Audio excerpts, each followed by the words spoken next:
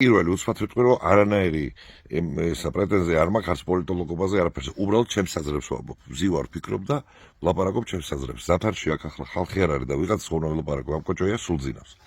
ეხლა დავიწყოთ პატარა ისტორიული ექსკურსი. კლინტონი, კრეტინი, ელცინის მაგაცი.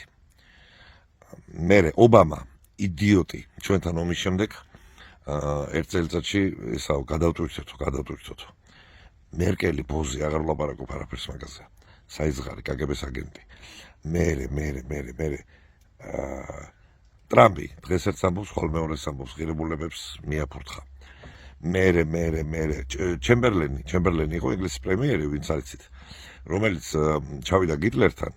ხო და შენი ჭირიმე არ ვიუმოთოთ. გიტლერმა არაცვენეო კაცო. არა როგორ გეკადრებო რა ომიო. მოდი ხელი მოუწოდოთ. კი ბატონო, მოუწერა ხელი. ჩამოვიდა ჩემბერლენი თვითმფრინავის ტრაპიდან აფრიალა ფურცელი, მშვიდობა მოუტანა ევროპას 100 წლითო. იდიოტი. ჩერჩილი. ერთადერთი კაცი ევროპაში, ვინც წინ აღუდგა გიტლერს და საბოლოოდ დაადუღა დედაუტირა. რეიგანი, რომელმაც ყოველგვარი რეკლამების გარეშე დაადუღა საბჭოთა კავშირი. ვენაცვალე, ჩერჩილი, რეიგანი. და ზელე, რომელმაც დაანგრია მითი იმისა, რომ ამერიკის პრეზიდენტს სულისეულე ლაპარაკო თქვენ ჭირიმე თქვენ გენაცვალეთ, დაანგრია.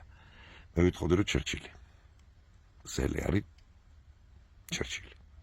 კაი კაცია ზელე. ვენაცვალე. მე ტრამპს ავარტყამდი. ან იმას რა ქვია. იდიოტი როის და გვერდზე. მოადგილე, ვიცე, ვაცი.